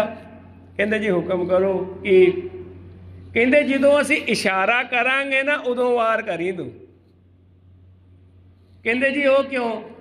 कहंदे क्योंकि असी जप जी साहब जी का पाठ कर लीए संपूर्ण। वेखो गुरसिखो किन्नी महत्ता पाठ की। जप जी साहब का पाठ कर लीए फिर तेनों असी इशारा करांगे कि संपूर्ण हो गया, फिर तू वार कर दी। ਸਾਹਮਣੇ ਉਹ ਦੁਸ਼ਮਣ ਦੇ ਰੂਪ 'ਚ ਖਲੋਤਾ ਵਾ, ਵੈਰੀ ਦੇ ਰੂਪ 'ਚ ਖਲੋਤਾ ਵਾ, ਪਰ ਉੱਥੇ ਵੀ ਗੁਰੂ ਸਾਹਿਬ ਮੁਸਕਰਾ ਕੇ ਉਹਨੂੰ ਕਹਿੰਦੇ ਅਸੀਂ ਜਪਜੀ ਸਾਹਿਬ ਸੰਪੂਰਨ ਕਰ ਲਈ, ਫੇਰ ਵਾਰ ਕਰ ਲਈ। ਕਿੱਡੀ ਵੱਡੀ ਗੱਲ ਆ। ਵੈਰੀ ਮੀਤ ਸਮਾਨ, ਵੈਰੀ ਤੇ ਮਿੱਤਰ ਤੋਂ ਇਹ ਅਵਸਥਾ ਜਿਹੜੀ ਉੱਪਰ ਚੱਲ ਗਈ ਆ। ਤੇ ਗੁਰੂ ਸਾਹਿਬ ਜੀ ਕਰਦੇ ਇਹ ਅਵਸਥਾ ਉੱਪਰ ਗਈ ਕਿਸ ਤਰ੍ਹਾਂ ਹੈ? ਕਹੋ ਨਾਨਕ ਸੁਨ ਰੇ ਮਨਾ, ਮੁਕਤ ਤਾਹੇ ਤੈ ਜਾਨ। ਇਹ ਸਾਰੀ ਅਵਸਥਾ ਜਿਹੜੀ ਹੈ ਉਸ ਪ੍ਰਮਾਤਮਾ ਦੇ ਨਾਮ ਸਿਮਰਨ ਦੇ ਨਾਲ ਵੈਰੀ ਮਿੱਤਰ ਤੋਂ ਉੱਪਰ ਉੱਠਣ ਦੀ, ਸੁੱਖ ਦੁੱਖ ਤੋਂ ਉੱਪਰ ਉੱਠਣ ਦੀ, ਉਸਤਤ ਤੇ ਨਿੰਦਿਆ ਤੋਂ ਉੱਪਰ ਉੱਠਣ ਦੀ, ਲੋਹਾ ਤੇ ਸੋਨੇ ਤੋਂ ਉੱਪਰ ਉੱਠਣ ਦੀ। ਹੁਣ ਖਿਆਲ ਕਰਿਓ, ਪੁਰਾਣੇ ਸਮੇਂ ਦੇ ਵਿੱਚ ਜਿਹੜਾ ਨਾ ਸੋਨੇ ਨੂੰ ਬੜੀ ਮਹੱਤਤਾ ਦਿੱਤੀ ਜਾਂਦੀ ਸੀ। ਜਦੋਂ ਠਾਕਰਾਂ ਨੂੰ ਇਹਨਾਂ ਬ੍ਰਾਹਮਣਾਂ ਨੇ ਆਪਣੇ ਠਾਕਰ ਜਿਹੜਾ ਮੂਰਤੀ ਦੀ ਪੂਜਾ ਕਰਦੇ ਉਹਨੂੰ ਭੋਗ ਲਾਉਣ ਵਾਸਤੇ ਨਾ ਛੋਟੇ ਛੋਟੇ ਸੋਨੇ ਦੇ ਭਾਂਡੇ ਬਣਾਏ ਹੁੰਦੇ ਸੀ। ਸੋਨੇ ਦੀ ਵਰਤੋਂ ਬੜੀ ਹੁੰਦੀ ਸੀ। ਪਰ ਕਲਗੀਆਂ ਵਾਲੇ ਪਾਤਸ਼ਾਹ ਜੀ ਨੇ ਆਣ ਕੇ ਕੀ ਕਰਤਾ? ਸਰਬ ਲੋਹ ਦਾ ਖੰਡਾ ਤਿਆਰ ਕਰਤਾ। ਸਰਬ ਲੋਹ ਦੇ ਬਾਟੇ ਦੇ ਵਿੱਚ ਸਰਬ ਲੋਹ ਦੇ ਖੰਡੇ ਦੇ ਨਾਲ ਪਤਾਸੇ ਤੇ ਬਾਣੀ ਤੇ ਪਾਣੀ ਦੇ ਨਾਲ ਅੰਮ੍ਰਿਤ ਦੀ ਦਾਤ ਬਖਸ਼ਿਸ਼ ਕਰਤੀ। ਉੱਥੇ ਲਿਆ ਕੇ ਸੋਨੇ ਤੋਂ ਵੀ ਮਹਿੰਗਾ ਗੁਰੂ ਕੇ ਸਿੱਖ ਵਾਸਤੇ ਸਰਬ ਲੋਹ, ਸੋਨਾ ਤੇ ਲੋਹਾ ਬਰਾਬਰ ਕਰ ਦਿੱਤਾ ਗੁਰੂ ਮਹਾਰਾਜ ਜੀ ਨੇ। ਇਸੇ ਤਰੀਕੇ ਨੇ ਇਹ ਸਾਰੀ ਮੁਕਤੀ ਜਿਹੜੀ ਹੈ ਪਰਮਾਤਮਾ ਦੇ ਨਾਮ 'ਚ ਹੈ। ਗੁਰੂ ਸਾਹਿਬ ਜੀ ਬਖਸ਼ਿਸ਼ ਕਰਦੇ ਨੇ। ਜਦੋਂ ਗੁਰਮੁਖ ਪਿਆਰੇ ਨਾਮ ਜਪਦੇ ਨੇ, ਸਿਮਰਨ ਕਰਦੇ ਨੇ, ਉਸ ਵੇਲੇ ਇਸ ਮੁਕਤ ਪਾਦ ਨੂੰ ਉਹ ਪਹੁੰਚ ਜਾਂਦੇ ਨੇ। ਕਹੋ ਨਾਨਕ ਸੁਨ ਰੇ ਮਨਾ, ਮੁਕਤ ਤਾਹੇ ਤੈ ਜਾਨ। ਜਿੰਨਾ ਚਿਰ ਆਪ ਜੀ ਨੂੰ ਕਿਸੇ ਭਗਤ ਦੇ ਜੀਵਨ ਦੇ ਵਿੱਚ ਇਹ ਗੁਣ ਵੇਖਣ ਨੂੰ ਨਾ ਮਿਲਣ, ਹਜੇ ਉਹ ਆਪਣੇ ਵੱਡੇ ਵੱਡੇ ਪੋਸਟਰ ਛਪਾਉਂਦਾ ਵਾ ਪਿੰਡਾਂ ਦੇ ਵਿੱਚ, ਕਹਿੰਦਾ ਕਿ ਮੇਰਾ 10-10 ਫੁੱਟ ਦਾ ਪੋਸਟਰ ਲੱਗਣਾ ਚਾਹੀਦਾ ਕਿ ਫਲਾਣੇ ਪਿੰਡ ਮੈਂ ਕਥਾ ਕਰਨ ਆਉਣ ਡਿਆ ਵਾਂ ਤੇ 15 ਪਿੰਡਾਂ 'ਚ ਲੱਗਣਾ ਚਾਹੀਦਾ। ਇਹਦਾ ਮਤਲਬ ਇਹ ਹੈ ਕਿ ਹਜੇ ਉਹ ਆਪਣੀ ਉਸਤਤ ਦੇ ਪਿੱਛੇ ਪਿਆ, ਹਜੇ ਉਹ ਕਣੀ ਬਣੀ ਨਹੀਂ ਇਹਦੀ ਭਗਤੀ ਵਾਲੀ। ਗੁਰੂ ਸਾਹਿਬ ਨਿਸ਼ਾਨੀਆਂ ਦੱਸ ਰਹੇ ਨੇ। ਜੇ ਹਜੇ ਤੱਕ ਇਹ ਉਸਤਤ ਤੇ ਨਿੰਦਿਆ ਦੇ ਵਿੱਚ ਹੀ ਪਿਆ, ਦੂਜੇ ਦੀ ਨਿੰਦਿਆ ਕਰਨ ਡਿਆ, ਕਥਾ ਕਰਨ ਲੱਗਿਆ ਤੇ ਦੂਜੇ ਤੇ ਕਿੰਤੂ ਪਰੰਤੂ ਕਰੀ ਜਾਂਦਾ, ਜੀ ਉਹ ਫਲਾਣੇ ਬਾਬੇ ਇੱਦਾਂ ਤੇ ਢਿੰਗੜੇ ਬਾਬੇ ਇੱਦਾਂ, ਫਲਾਣਾ ਵੀਰ ਇੱਦਾਂ, ਢਿੰਗੜਾ ਵੀਰ ਇੱਦਾਂ, ਇੱਦਾਂ ਨਹੀਂ ਹੋਣਾ ਚਾਹੀਦਾ, ਇੱਦਾਂ ਨਹੀਂ ਹੋਣਾ ਚਾਹੀਦਾ। ਹਜੇ ਇਹ ਉਸਤਤ ਤੇ ਨਿੰਦਿਆ 'ਚ ਫਸਿਆ ਪਿਆ। ਗੁਰੂ ਸਾਹਿਬ ਜੀ ਕਹਿੰਦੇ ਹਜੇ ਉਹ ਗੱਲ ਨਹੀਂ ਬਣੀ। ਤੇ ਜੇ ਖੁਸ਼ੀ ਦੇ ਵਿੱਚ ਇਹ ਆਣ ਕੇ ਜ਼ਿਆਦਾ ਹੀ ਖੁਸ਼ ਹੋਈ ਜਾਂਦਾ, ਰੰਗ ਤਮਾਸ਼ਿਆਂ 'ਚ ਰੰਗਿਆ ਜਾਂਦਾ ਤੇ ਦੁੱਖ ਵਿੱਚ ਧਾਹਾਂ ਮਾਰ ਮਾਰ ਕੇ ਰੋਣ ਡਿਆ, ਤੇ ਗੁਰੂ ਸਾਹਿਬ ਜੀ ਕਹਿੰਦੇ ਹਜੇ ਲਿਬਾਸ ਹੀ ਪਾਇਆ, ਗੱਲ ਅੰਦਰ ਦੀ ਨਹੀਂ ਬਣੀ। ਹਜੇ ਜੇ ਇਹ ਸੋਨੇ ਤੇ ਲੋਹੇ ਦੇ ਵਿੱਚ ਹੀ ਫਸਿਆ ਵਾ ਤੇ ਗੁਰੂ ਸਾਹਿਬ ਜੀ ਕਹਿੰਦੇ ਹਜੇ ਤੱਕ ਗੱਲ ਨਹੀਂ ਬਣੀ। ਕਿਹੜੀ ਗੱਲ ਨਹੀਂ ਬਣੀ? ਹਜੇ ਇਹਦੇ 'ਚ ਉਹ ਭਗਤੀ ਦਾ ਗੁਣ ਨਹੀਂ ਆਇਆ ਕਿ ਇਹ ਮੁਕਤ ਹੋ ਜੇ। ਜਿਹੜੇ ਮਨੁੱਖ ਮੁਕਤ ਹੋਣ ਦੀ ਅਵਸਥਾ 'ਚ ਪਹੁੰਚੇ ਨੇ, ਗੁਰੂ ਸਾਹਿਬ ਜੀ ਕਹਿੰਦੇ ਨੇ ਉਹਨਾਂ 'ਚ ਆਹ ਗੁਣ ਜ਼ਰੂਰ ਹੋਣਗੇ। ਗੁਰਸਿੱਖਾ ਤੂੰ ਆਹ ਗੁਣ ਜ਼ਰੂਰ ਵੇਖੀ। ਇਕੱਲੇ ਬਾਹਰਲੇ ਚੋਲਿਆਂ ਨਾਲ, ਬਾਹਰਲੇ ਪਹਿਰਾਵਿਆਂ ਨਾਲ, ਬਾਹਰਲੇ ਰੰਗਾਂ ਨਾਲ। ਇੱਥੇ ਮੈਂ ਬੇਨਤੀ ਕਰਦਾ, ਮੈਂ ਇਹ ਨਹੀਂ ਕਹਿਣ ਡਿਆ ਕਿ ਚੋਲਾ ਨਹੀਂ ਪਾਉਣਾ ਚਾਹੀਦਾ। ਬਾਣੀ ਦੇ ਨਾਲ ਬਾਣਾ, ਬਾਣੀ ਨਹੀਂ ਜ਼ਰੂਰੀ ਆ, ਬਾਣੀ ਹੀ ਬਾਣੇ ਨੂੰ ਰੰਗ ਬਖਸ਼ਿਸ਼ ਕਰਦੀ। ਇਕੱਲੇ ਭੇਖ ਵੇਖ ਕੇ ਸਾਧੂਆਂ ਵਾਲਾ, ਹੋ ਸਕਦਾ ਠੱਗਾ ਨੇ ਉਹ ਰੰਗ ਬੰਨਿਆ ਹੋਵੇ, ਆਪ ਜੀ ਨੂੰ ਪਤਾ ਹੀ ਆ, ਕਿਉਂਕਿ ਅਗਲਾ ਵਿਸ਼ਵਾਸ ਕਰ ਜਾਂਦਾ ਭੇਖ ਤੇ ਠੱਗਿਆ ਜਾਂਦਾ। ਸੋ ਉਸ ਤਰੀਕੇ ਨਾਲ ਗੁਰੂ ਸਾਹਿਬ ਜੀ ਬਖਸ਼ਿਸ਼ ਕਰਦੇ ਨੇ। ਮੁਕਤ ਉਹੀ ਹੈ ਜਿਨ੍ਹਾਂ ਦੇ ਵਿੱਚ ਇਹ ਗੁਣ ਨੇ, ਤੇ ਇਹ ਗੁਣ ਜਿਹੜੇ ਨੇ ਪ੍ਰਮਾਤਮਾ ਦੇ ਸਿਮਰਨ ਦੇ ਨਾਲ ਆਉਂਦੇ ਹਨ ਜੀ। ਕਾਹੂ ਕੋ ਦੇਤ ਨਹਿ ਬਹਿਮਾਨ ਧਿਆਨ। ਤੇ ਉਹਨਾਂ ਤੇ ਇੰਨੀ ਕਿਰਪਾ ਹੋ ਜਾਂਦੀ ਆ ਪਰਮਾਤਮਾ ਪਰਮੇਸ਼ਰ ਵਾਹਿਗੁਰੂ ਜੀ ਦੀ, ਗੁਰੂ ਸਾਹਿਬ ਜੀ ਦੇ ਗੁਣ ਉਹਨਾਂ ਦੇ ਵਿੱਚ ਜਦੋਂ ਆ ਜਾਂਦੇ ਨੇ, ਜਦੋਂ ਉਹ ਉਸਤਤ ਤੇ ਨਿੰਦਿਆ ਤੋਂ ਉੱਪਰ ਉੱਠ ਜਾਂਦੇ। ਕੋਈ ਉਹਨਾਂ ਦੀ ਨਿੰਦਿਆ ਕਰੀ ਜਾਵੇ, ਕੋਈ ਉਹਨਾਂ ਨੂੰ ਉਸਤਤ ਦੇਈ ਜਾਵੇ, ਉਹਨਾਂ ਨੂੰ ਫਰਕ ਨਹੀਂ ਪੈਂਦਾ। ਤੇ ਸੱਚ ਜਾਣਿਓ, ਇਹ ਅਵਸਥਾ ਕਿਹਨੂੰ ਆਉਂਦੀ ਆ? ਜਿਹਨੂੰ ਹਰ ਇੱਕ ਵਿੱਚੋਂ ਪਿਛਲੇ ਸ਼ਲੋਕ ਨੂੰ ਜਦੋਂ ਤੁਸੀਂ ਇਹਦੇ ਨਾਲ ਜੋੜ ਕੇ, ਬਾ ਕਮਾਲ ਗੁਰੂ ਸਾਹਿਬ ਜੀ ਨੇ ਗੁਰਬਾਣੀ ਅੰਕਿਤ ਕੀਤੀ ਆ ਕਿ ਅਗਲਾ ਸ਼ਲੋਕ ਪਿਛਲੇ ਸ਼ਲੋਕ ਦੀ ਵਿਆਖਿਆ ਆਪੇ ਕਰੀ ਜਾਂਦਾ। ਜਦੋਂ ਘੱਟ ਘੱਟ 'ਚ ਉਹਦੀ ਜੋਤ ਜਿਨ੍ਹਾਂ ਨੂੰ ਦਿਸਦੀ ਆ ਨਾ, ਤੇ ਉਹਨਾਂ ਜੋਤ ਦੇ ਨਾਲ ਕਹਿਣ ਦਾ ਭਾਵ ਹੈ ਜਦੋਂ ਮਨੁੱਖ ਨੂੰ ਹਰ ਥਾਂ ਰੱਬ ਦਿਸਣਾ ਸ਼ੁਰੂ ਹੋ ਜਾਂਦਾ, ਰੱਬ ਦੀ ਜੋਤ ਦਿਸਣੀ ਸ਼ੁਰੂ ਹੋ ਜਾਂਦੀ ਕਿ ਇਹਦੇ ਵਿੱਚ ਵੀ ਪ੍ਰਮਾਤਮਾ ਬੋਲਦਾ, ਇਹਦੇ ਵਿੱਚ ਵੀ ਪ੍ਰਮਾਤਮਾ ਬੋਲਦਾ। ਸਭੈ ਘਟ ਰਾਮ ਬੋਲੇ, ਰਾਮ ਬੋਲੇ, ਰਾਮ ਬਿਨਾ ਕੋ ਬੋਲੇ ਰੇ, ਕਿ ਹਰ ਥਾਂ ਤੇ ਤੂੰ ਬੋਲਦਾ ਪ੍ਰਮਾਤਮਾ ਪਰਮੇਸ਼ਰ ਵਾਹਿਗੁਰੂ ਜੀ। ਜਿਹੜੇ ਰੱਬ ਦੇ ਪਿਆਰਿਆਂ ਦੀ ਇਹ ਅਵਸਥਾ ਬਣ ਜਾਂਦੀ ਕਿ ਸਾਰਿਆਂ ਵਿੱਚ ਪਰਮਾਤਮਾ ਪਰਮੇਸ਼ਰ ਵਾਹਿਗੁਰੂ ਬੋਲਦਾ, ਉਹ ਫਿਰ ਕਿਸੇ ਦੀ ਉਸਤਤ ਤੇ ਕਿਸੇ ਦੀ ਨਿੰਦਿਆ ਦੇ ਚੱਕਰ 'ਚ ਨਹੀਂ ਪੈਂਦੇ, ਕਿਉਂਕਿ ਉਹ ਆਂਦਾ ਹੁਣ ਮੈਂ ਨਿੰਦਿਆ ਕਰਾਂ ਕਿਹਦੀ, ਉਹਦੇ ਵਿੱਚ ਹੀ ਤੇ ਉਹਦੀ ਜੋਤ ਵਾ। ਇਸ ਕਰਕੇ ਰੱਬ ਦੇ ਪਿਆਰੇ ਉਹ ਉਸਤਤ ਨਿੰਦਿਆ ਨਹੀਂ ਕਰਦੇ। ਤੇ ਜਿਹੜੇ ਮਹਾਂਪੁਰਸ਼ ਗੁਰਸਿੱਖ ਪਿਆਰਿਆਂ ਨੂੰ ਪਦਾਰਥਾਂ ਦੇ ਵਿੱਚੋਂ ਰੱਬ ਦਿਸਦਾ, ਕੱਲ ਆਪਾਂ ਬੇਨਤੀ ਕੀਤੀ ਸੀ ਕਿ ਕਿੱਦਾਂ ਪਦਾਰਥਾਂ ਦੇ ਵਿੱਚੋਂ ਰੱਬ ਦਿਸਦਾ। ਜਦੋਂ ਵੀ ਪਦਾਰਥ ਅਸੀਂ ਭੋਗਦੇ ਹਾਂ ਉਹਦਾ ਸ਼ੁਕਰ ਕਰਦੇ ਹਾਂ ਕਿ ਕਿਰਪਾ ਕੀਤੀ, ਤੁਸੀਂ ਬਖਸ਼ਿਸ਼ ਕੀਤੀ। ਜਦੋਂ ਪਦਾਰਥਾਂ ਦੇ ਵਿੱਚੋਂ ਰੱਬ ਦਿਸਦਾ ਉਦੋਂ ਲੋਹਾ ਤੇ ਸੋਨਾ ਬਰਾਬਰ ਹੋ ਜਾਂਦਾ। ਜਦੋਂ ਮਨੁੱਖਾਂ ਦੇ ਵਿੱਚੋਂ ਰੱਬ ਦਿਸਦਾ ਉਦੋਂ ਉਸਤਤ ਤੇ ਨਿੰਦਿਆ ਤੋਂ ਫਾਰਗ ਹੋ ਜਾਂਦਾ। ਜਦੋਂ ਪਦਾਰਥਾਂ ਦੇ ਵਿੱਚੋਂ ਕਿ ਇਹ ਪਦਾਰਥ ਵੀ ਉਹਨੇ ਬਖਸ਼ਿਸ਼ ਕੀਤੇ ਨੇ ਤੇ ਉਹਦੇ ਹੁਕਮ ਅਨੁਸਾਰ, ਉਹਦੀ ਮਰਿਆਦਾ ਅਨੁਸਾਰ ਮੈਂ ਇਹਨਾਂ ਨੂੰ ਭੋਗਣਾ ਵਾ, ਉਦੋਂ ਪਦਾਰਥ ਵਿੱਚ ਸੋਨਾ ਤੇ ਲੋਹਾ ਬਰਾਬਰ ਹੋ ਜਾਂਦਾ। ਇਹ ਅਵਸਥਾ ਬਣ ਜਾਂਦੀ। ਇਸ ਅਵਸਥਾ ਦੇ ਨਾਲ ਵੀ ਜਦੋਂ ਰੱਬ ਦੇ ਪਿਆਰਿਆਂ ਦੇ ਵਿੱਚ ਇੰਨੀ ਸ਼ਕਤੀ ਹੁੰਦੀ ਕਿ ਇੱਕ ਬੋਲ ਬੋਲਣ ਦੇ ਨਾਲ ਇੱਟ ਖੜਕ ਜਾਂਦੀ, ਇੰਨੀ ਸ਼ਕਤੀ ਹੁੰਦੀ। ਪਰ ਫਿਰ ਵੀ ਉਹ ਰੱਬ ਦੇ ਪਿਆਰਿਆਂ ਦਾ ਇੱਕ ਗੁਣ ਹੋਰ ਹੁੰਦਾ ਜੀ, ਜਿਸ ਤੇ ਉਹ ਉਸਤਤ ਤੇ ਨਿੰਦਿਆ 'ਚ ਨਹੀਂ ਆਉਂਦੇ, ਉਹ ਖੁਸ਼ੀ ਤੇ ਗਮੀ ਦੇ ਵਿੱਚ ਬਹੁਤਾ ਭੁੜਕਦੇ ਨਹੀਂ ਆ। ਉੱਥੇ ਇੱਕ ਗੁਣ ਹੋਰ ਹੁੰਦਾ, ਗੁਰੂ ਸਾਹਿਬ ਜੀ ਬਖਸ਼ਿਸ਼ ਕਰਦੇ ਨੇ ਰੱਬ ਦੇ ਪਿਆਰਿਆਂ ਵਿੱਚ। ਉਹ ਕਿਹੜਾ ਗੁਣ ਹੁੰਦਾ ਵਾ?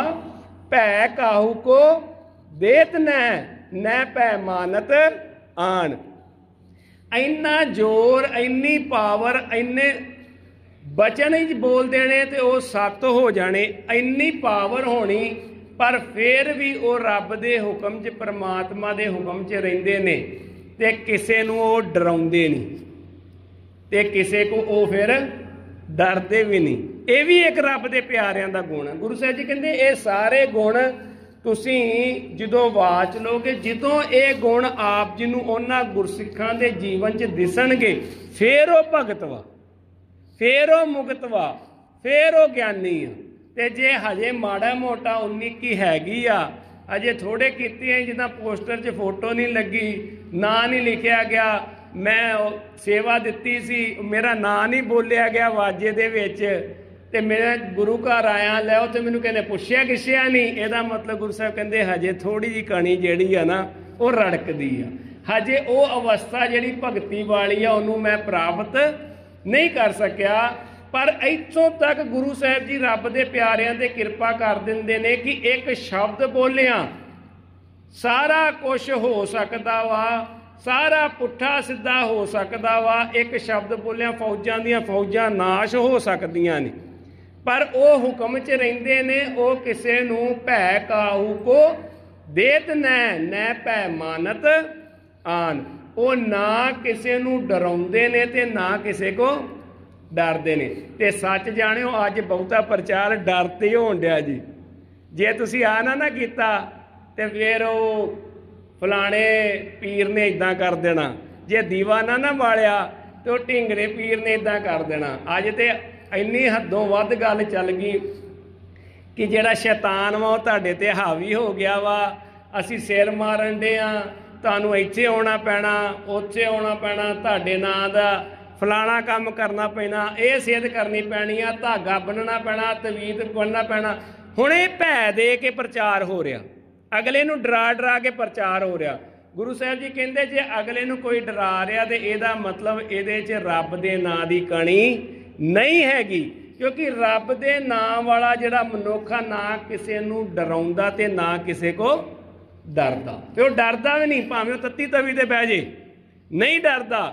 ਫਿਰ ਉਹ ਡਰਦਾ ਵੀ ਨਹੀਂ, ਭਾਵੇਂ ਆਪਣੇ ਧਰਮ ਦਾ ਮਸਲਾ ਨਹੀਂ ਸੀ, ਚਾਂਦਨੀ ਚੌਂਕ ਦੇ ਵਿੱਚ ਬਹਿ ਜੇ, ਉਹ ਡਰਦਾ ਨਹੀਂ। ਫਿਰ ਉਹ ਡਰਦਾ ਵੀ ਨਹੀਂ, ਭਾਵੇਂ 7 ਸਾਲ ਤੇ 9 ਸਾਲ ਦੇ ਬੱਚਿਆਂ ਨੂੰ ਨੀਹਾਂ ਵਿੱਚ ਖੜਾ ਕਰ ਦੇਵੇ, फिर वो डरदा नहीं, भावें 90 साल की उम्र दे विच ओनू पोटा पोटा होके बंद बंद होके ओनू अपने आप नू चलाउणा पवे। फिर वो डरदा नहीं, भावें 3.25 साल दे अपने बेटे दा ओदा दिल कढ के चीर के ते हाथ पा के आंदरां नू पुट के ते प्यो दे मूँह दे विच पाया जावे।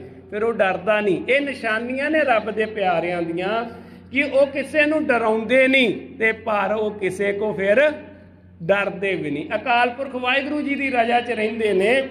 सो इस तरीके नाल मैं इत्थे एक बेनती करदा चला, जदों सरकार तकरीबन 8 वार सरकार ने सिखां दे सिरां दे मुल पाए सी, 8 वार। तो वो मुल किद्दां पाए सी, आप जी हैरान हो जाओगे कि जिहड़ा मौके दा राजा होवे ते वो वड्डे वड्डे इश्तिहार छापे कि जिहड़ा सिखां दा सिर लियाएगा उन्होंने इन्ने रुपये इनाम, जिहड़ा सिखां दी सूद आऊगा उन्होंने इन्ने रुपये इनाम, ते सरकारी राजे दी मोहर लगी होवे ते उत्थे उहदे सैन होए होण। ऐदां होया सी, कल्ला गल ना नहीं सी होया। ते ओह हर पिंड विच पोस्टर छापे गए सी, हर पिंड विच मुनादी कीती गई सी, अनाउंसमेंट कीती गई सी ढोल दे डगे दे उत्ते। इस तरीके नाल भी जालम सरकार जिहड़ी है सिंघां नूं डरा नहीं सकी। बाद चों हार के वो सरकार ने यह फैसला किया कि ਸਿੰਘਾਂ ਨੂੰ नवाबी दे दी जाए, इन्हां नूं कहा जाए भरा नवाबी लो, आ इलाके तुहाडे आ, तुहाडे नाल साडा कोई वैर नहीं, ते तुसीं अरमान ना इन्ने इलाके दे विच राज करो। 3 पिंडां दी नवाबी, बड़े वड्डे वड्डे कंगणवाल ते पट्टी दे इलाके, इन्हां इलाकिआं दी ना 9 लाख रुपया सालाना जिहड़ी आमदन बनदी सी उस समय वो दित्ती गई। खैर उस पासे मैं ना जावां, पर यह नवाबी बहुता चेर नहीं चली। ते हुण भी वेख लो, जिहड़ी कौम सरबत दा भला मंगदी आ, जिहड़ी कौम जाके लंगर लाउंदी आ, जिहड़ी कौम जाके दुखियारियां दी बांह फड़दी, वर्ल्ड विच किते भी जिहड़ी कौम दे गुरु घरां दे विच रहण वास्ते बसेरा मिलदा वा, लंगर पानी मिलदा, प्रशादा मिलदा, जिहड़े सारिआं नूं भैण भरा समझदे आ, ते उसे कौम दे लोकां दे गलां दे विच टैर पा के साड़िया जांदा, उन्हां नूं तेड़ी अख नाल वेखिआ जांदा, उसे कौम दे किरत दे उत्ते सੱਟ मारी जांदी आ, उन्हां नाल दगा कमाया जांदा, उसे कौम दे धर्म स्थान ते टैंक चढ़ के आउंदे ने, दगा कमाया जांदा। कारण की आ? असीं ते सारिआं दा भला मंग रहे हां। कारण की आ? यही कारण शुरू तो लैके हुण तक आया। हमेशा दिल्ली तख्त के सामने अकाल तख्त ही आण के खलोंदा रहा। उहदा कारण की सी? उहदा कारण ये सी कि गुरु साहिब जी की सानू सिक्ख्या सी। जदों नवाबी मिली बहुता चिर चली नहीं, हुण चली क्यों नहीं? साढ़े 3 मोटे सिद्धांत जिहड़े गुरु साहिब जी ने सानू समझाए सी ना, उन्हां विचों एक सिद्धांत सी, इत्थे आण के गल फस जांदी हर वार। हुण भी, पहिलां भी फसदी सी, हुण भी फसदी। जदों सरकार नाल गलबात होई, सिख कहिंदे कि असीं किसी नूं डराउंदे नहीं। वो कहिंदे ठीक आ, सरकार कहिंदी ठीक आ, सानूं कोई प्रॉब्लम नहीं इतों। सिख कहिंदे असीं किसी तो डरदे नहीं। वो कहिंदे नहीं, तुहानूं लोड़ ही नहीं डरन दी, तुहानूं नवाबी दे दित्ती। पर जिहड़ी तीजी गल ही ना, इत्थे आण के पेचा फस जांदा सी, उदों भी ते अज भी। तीजी गल किहड़ी सी? सिख किसी को डरदे नहीं, बिल्कुल ठीक गल चल जांदी। सिख किसी नूं डराउंदे नहीं, इत्थे भी गल चल जांदी। गल आण के इत्थे फस जांदी, सिख किसी नूं डराउण दिंदे भी नहीं, ना डरदे ने, ना डराउंदे ने, ते ना किसी नूं डराउण दिंदे ने। वो जदों जुल्म करते सी, दूजिआं दे सिंह फिर आण के शस्त्र ला के सामने खड़े हो जांदे सी। ते अज भी वेख लो, मसला तो सारे किसानां दा वा, ते उस तो सब तो वध जिहड़े बैठे ने वो सिख ही ने। ऑक्सीजनां दी जिन्हां ने लंगर लाई आ वो सिख ही ने। सरकारां दे मूहरे जिहड़े गा के खड़दे ने कि नहीं धक्का होण देना, वो सिख ही ने। इस तरीके नाल हुण करे कि बंदा, ये तो गुरु साहिब जी ने किरपा की, जिहड़ा सानू नाम बख्शिश किया, उस नाम की कणी अनुसार भै काऊ को देत न भै मानत ਆਨ। ਇਹ ਕਣੀ ਜਿਹੜੀ ਨਾਮ ਦੁਆਰਾ ਗੁਰੂ ਸਾਹਿਬ ਜੀ ਨੇ ਸਾਨੂੰ ਬਖਸ਼ਿਸ਼ ਕੀਤੀ ਹੈ ਜੀ। ਕਹੋ ਨਾਨਕ ਸੁਨ ਰੇ ਮਨਾ ਗਿਆਨੀ ਤਾਹੇ ਬਕਾਨ। ਗੁਰੂ ਸਾਹਿਬ ਜੀ ਕਹਿੰਦੇ ਇਹ ਜਿਹਨੂੰ ਪਰਮਾਤਮਾ ਦਾ ਗਿਆਨ, ਇਹ ਨਹੀਂ ਮੇਰੇ ਵਾਂਗੂ ਕਿਤਾਬਾਂ ਪੜ੍ਹ ਕੇ ਗਿਆਨ ਦੀਆਂ ਗੱਲਾਂ ਕਰ ਲੈਣੇ, ਉਹ ਗਿਆਨ ਦੀ ਗੱਲ ਨਹੀਂ ਇੱਥੇ ਗੁਰੂ ਸਾਹਿਬ ਜੀ ਕਹਿ ਰਹੇ ਆ। ਇੱਥੇ ਅੰਦਰੂਨੀ ਗਿਆਨ ਦੀ ਗੱਲ ਕਰ ਰਹੇ ਆ, ਇੱਥੇ ਸੱਚ ਦੇ ਗਿਆਨ ਦੀ ਗੱਲ ਕਰ ਰਹੇ। ਗਿਆਨ ਦੇ ਗਲੇ 'ਚ ਤੇ ਰੱਸਾ ਮੇਰੇ ਵਰਗਾ ਪਾ ਕੇ ਐਨੂੰ ਤੂੰ ਲੈਂਦਾ, ਐਨੂੰ ਤੂੰ ਲੈਂਦਾ। ਹੁਣ ਪੰਕਤੀਆਂ ਦੇ ਅਰਥ ਹੀ ਗਲਤ ਕਰੀ ਜਾਂਦਾ, ਉਹ ਵਿਦਵਾਨ ਬਣਿਆ ਹੋਇਆ ਤਾਂ। ਗੁਰੂ ਸਾਹਿਬ ਜੀ ਕਹਿੰਦੇ ਨਹੀਂ, ਜਿੱਦਣ ਅਸਲ 'ਚ ਅੰਦਰ ਦਾ ਗਿਆਨ ਆਉਂਦਾ, ਉਸ ਪਰਮਾਤਮਾ ਦੀ ਸ਼ਕਤੀ ਵਰਤਦੀ ਆ, ਉਹ ਫਿਰ ਕਿਸੇ ਨੂੰ ਨਾ ਡਰਾਉਂਦਾ ਤੇ ਨਾ ਕਿਸੇ ਕੋ ਡਰਦਾ। ਤੇ ਜਿਹੜਾ ਕਿਸੇ ਨੂੰ ਡਰਾਉਂਦਾ ਤੇ ਫਿਰ ਉਹ ਕਿਰਪਾਨ ਲੈ ਕੇ ਖਲੋ ਜਾਂਦਾ। ਕਿਰਪਾਨ ਦੇ ਅਰਥ ਬੜੇ ਡੂੰਘੇ ਨੇ, ਆਪਾਂ ਫਿਰ ਕਿਤੇ ਵਿਚਾਰਾਂਗੇ, ਸਮਾਂ ਸੀਮਤ ਹੈ। ਸੋ ਗੁਰੂ ਸਾਹਿਬ ਜੀ ਕਹਿੰਦੇ ਅਸਲ 'ਚ ਜਿਹਨੂੰ ਗਿਆਨ ਹੋ ਜਾਂਦਾ, ਨਾ ਫਿਰ ਉਹ ਕਿਸੇ ਕੋ ਡਰਦਾ, ਨਾ ਕਿਸੇ ਨੂੰ ਉਹ ਡਰਾਉਂਦਾ ਤੇ ਨਾ ਕਿਸੇ ਨੂੰ ਉਹ ਡਰਾਉਣ ਦਿੰਦਾ। ਅਸਲ ਵਿੱਚ ਇਹ ਰੱਬ ਦਾ ਗਿਆਨ ਉਹਨੂੰ ਹਮੇਸ਼ਾ ਹੱਕ ਤੇ ਸੱਚ ਤੇ ਖੜਾ ਕਰਦਾ ਹੈ ਜੀ। ਜੇ ਵਿਖਿਆ ਸਗਲੀ ਤਜੀ ਲਿਓ ਭੇਗ ਬੈਰਾਗ।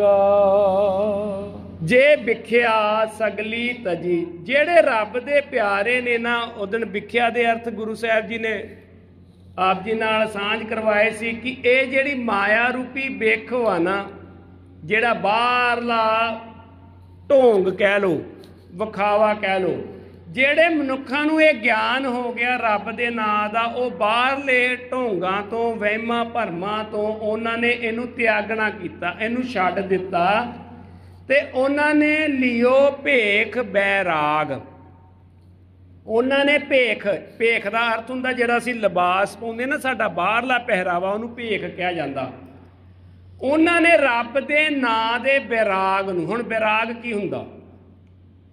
ਬੈਰਾਗ ਹੁੰਦਾ ਜਿਹਦਾ ਧੀ ਪੁੱਤ ਬਾਹਰ ਗਿਆ ਜਾਂ ਜਿਹੜਾ ਫੌਜ ਦੇ ਵਿੱਚ ਵਾ ਤੇ ਲੰਮੀ ਛੁੱਟੀ ਨਹੀਂ ਮਿਲ ਸਕੀ, ਬੜਾ ਲੰਮਾ ਸਮਾਂ ਹੋ ਗਿਆ, ਲੰਮੇ ਸਮੇਂ ਤੋਂ ਉਹਨੂੰ ਛੁੱਟੀ ਨਹੀਂ ਮਿਲ ਸਕੀ ਤੇ ਉਹਨੂੰ ਮਿਲਣ ਦੀ ਤਾਂਘ ਵਾ।